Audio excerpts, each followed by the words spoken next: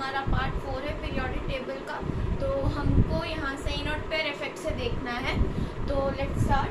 तो सबसे पहले इनर्ट पेयर इफेक्ट होता क्या है? इनर्ट पेयर इफेक्ट में से जैसे कि हम ग्रुप में move down the top to bottom in a group, down the group move करेंगे ना, तो हमारा जो लोअर ऑक्सीडेशन स्टेट है वो ज़्यादा स्टेबल होता है as compare to first.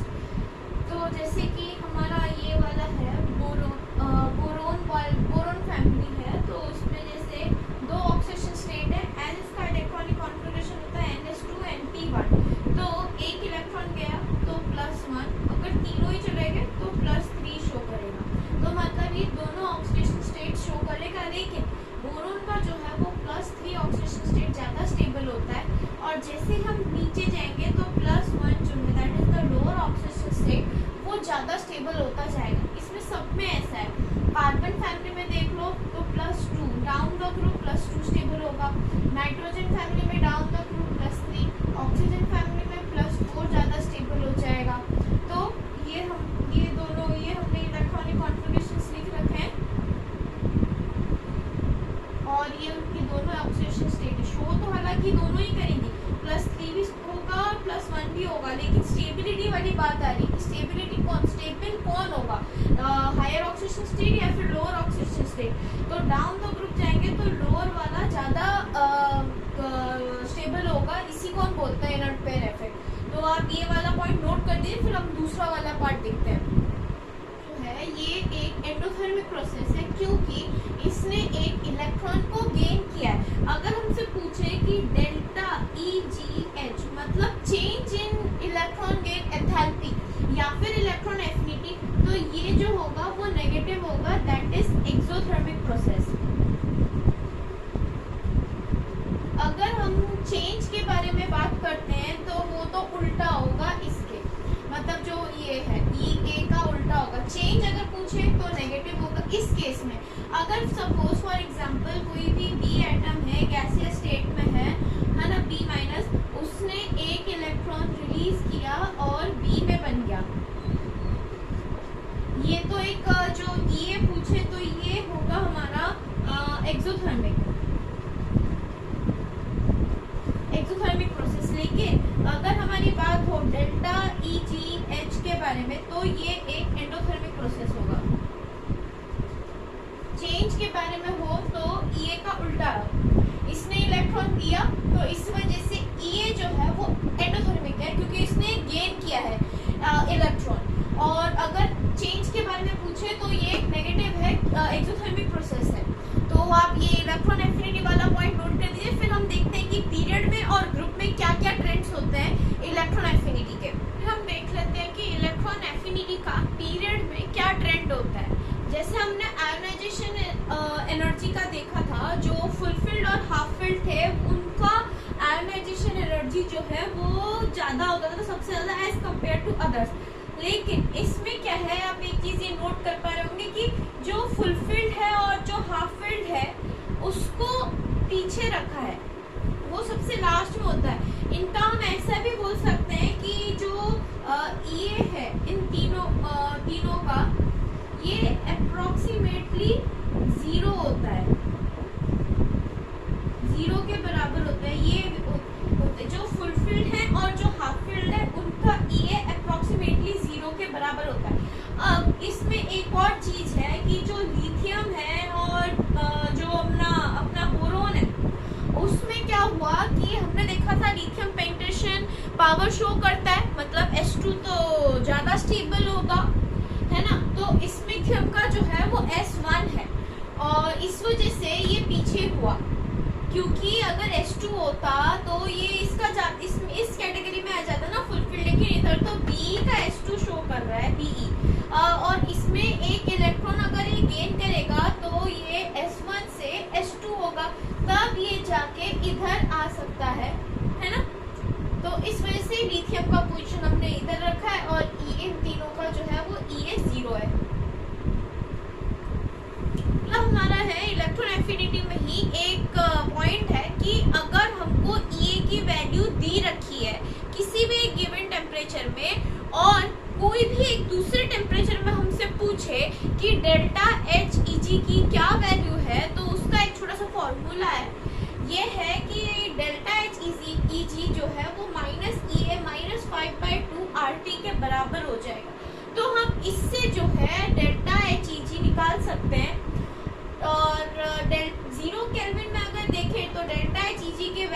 Minus ई के बराबर होती है। मतलब अगर 0 केल्विन दे रखा है तो डेल्टा एच ईजी के बारे में पूछे और ई हमको बाय डिफॉल्ट दे रखा है क्वेश्चन में, तो हमको बस माइनस लगा देना है इधर और बाकी वो उसका हो जाएगा वैल्यू।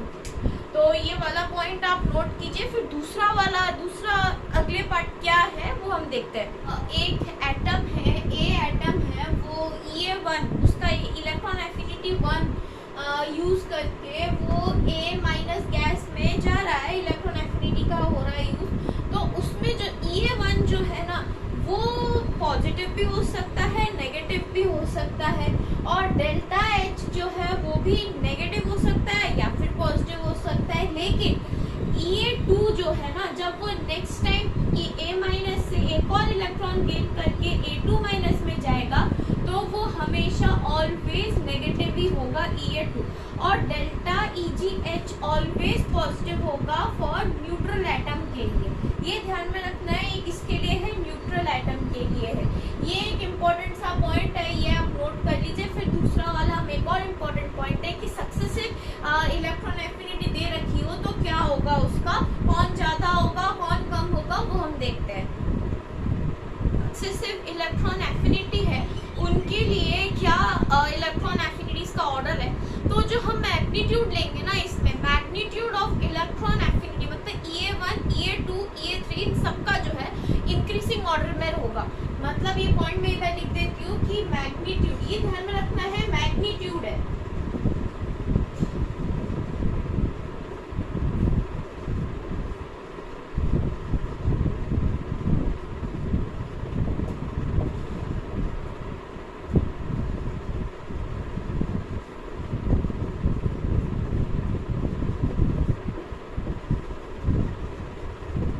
ये ध्यान में रखना है कि जो मैग्नीट्यूड है सक्सेसिव इलेक्ट्रॉन एफिनिटी का वो हमेशा इंक्रीजिंग ऑर्डर में ही होगा।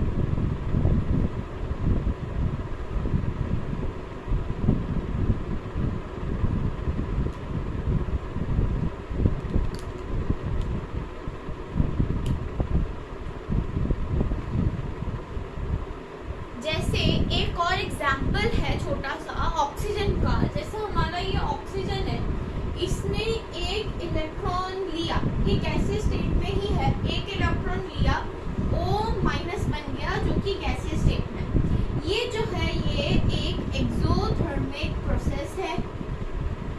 हमने वो पहला वाला जब हमने स्टार्ट किया था इलेक्ट्रॉन एफिनिटी तब हमने देखा था कि ये तो एंडोथर्मिक होगा, लेकिन डेल्टा एच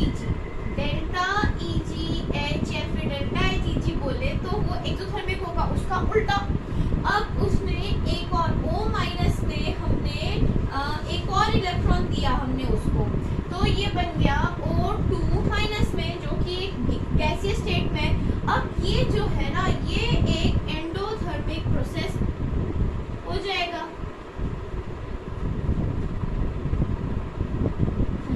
ये एक एंडोथर्मिक प्रोसेस हो जाएगा, है ना। हाँ, अब ये एक एंडोथर्मिक प्रोसेस। अब क्या हो गया, इन दोनों को हम ऐड कर देंगे, इन दोनों को ऐड कर दो तो इसमें क्या हो जाएगा, O जो कि गैसीय स्टेट में से O2 माइनस। अब ये जो है ये एंडोथर्मिक प्रोसेस है, ये ध्यान में रखना है। ये पूरा टोटल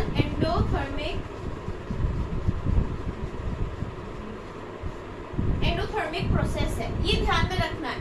ये पहला वाला जो है वो तो एक्सोथर्मिक हो गया, दूसरा वाला एंडोथर्मिक, और इसका जो सम करके हमने टोटल निकाला वो भी एंडोथर्मिक है।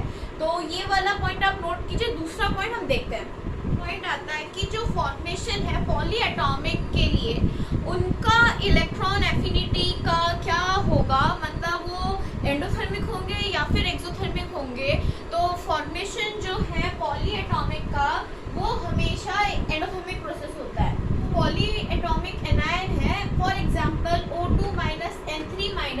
वो हमेशा एक एंडोथर्मिक प्रोसेस है। अब दूसरा हमसे ये पूछता है कि इलेक्ट्रॉन एफिनिटी और आयोनाइजेशन एनर्जी में क्या इन दोनों के बीच में रिलेशन होता है।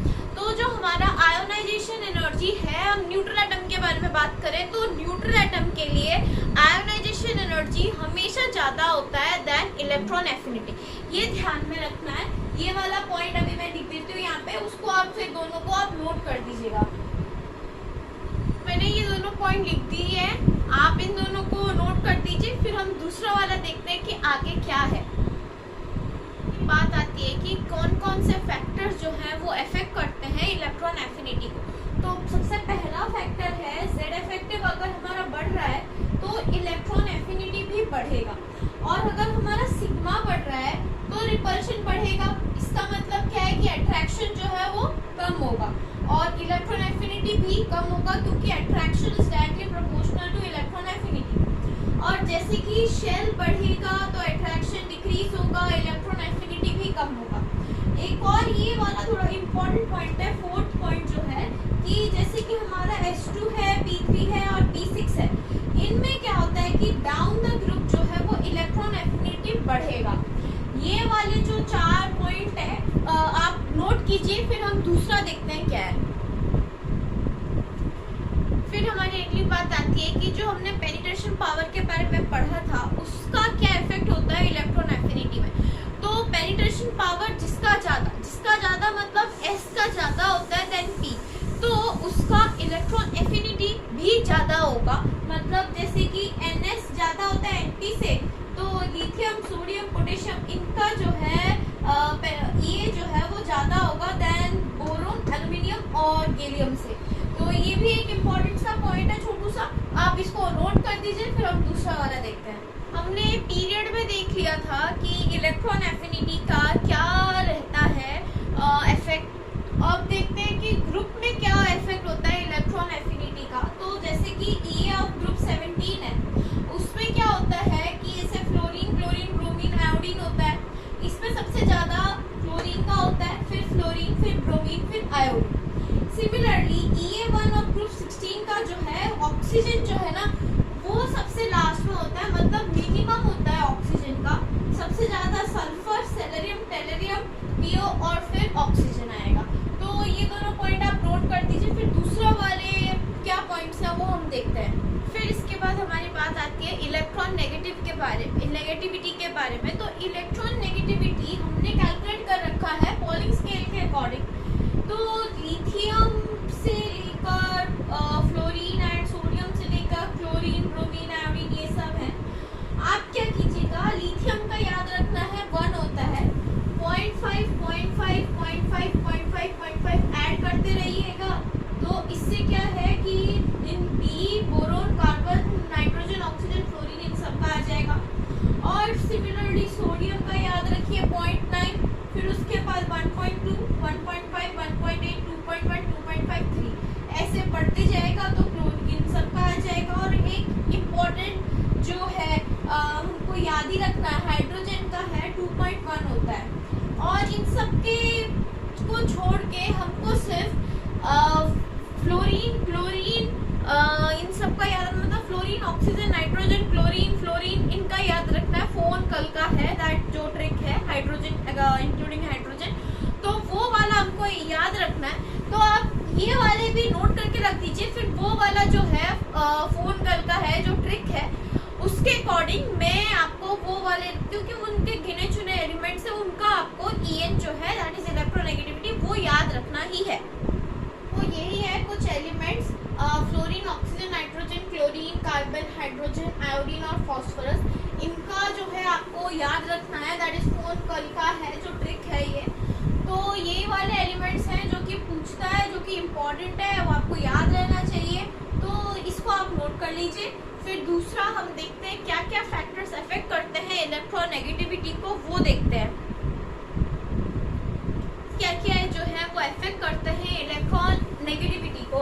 तो ये कुछ 7 फैक्टर्स हैं जो कि अफेक्ट करते हैं। सबसे पहला है कि न्यूक्लियर चार्ज जो है, यानी कि Z, वो अगर इंक्रीज होगा तो अट्रैक्शन इंक्रीज होगा, तो और EN भी इंक्रीज होगा। अगर इफेक्टिव न्यूक्लियर चार्ज जो है वो बढ़ रहा है तो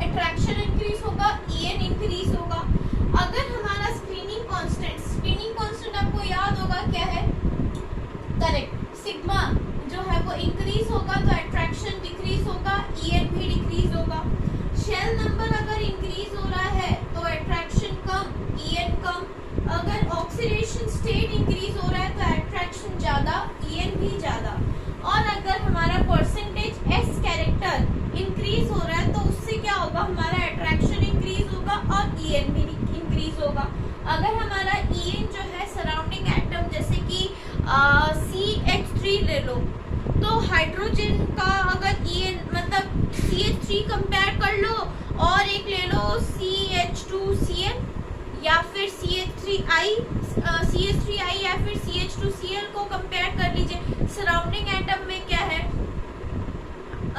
जो सराउंडिंग एटम में आयोडीन और हाइड्रोजन है ना, और इसमें क्लोरीन है, तो किसका ज़्यादा होगा? तो क्लोरीन का ज़्यादा होता है एज कम्पेयर टू आयोडीन। तो सराउंडिंग एटम का अगर बढ़ेगा तो En जो है सेंट्रल एटम का भी ऑटोमेटिकली बढ़ जाएगा। ये बात आती है कि कैलकुलेशन ऑफ इलेक्ट्रॉन नेगेटिविटी हम कैसे करते हैं। हालांकि ये एडवांस का पार्ट है, लेकिन फिर भी हम देख लेते हैं एक बार। तो सबसे पहला मेथड है इसका कि जैसे XA है XB है, XA माइनस XB का जो मैग्नीट्यूड है वो बराबर होगा 0.208 under root of EAB minus under root of EAA into EBB के। तो ये हमारा जो है वो पहला मेथड है, ये आप देखिए।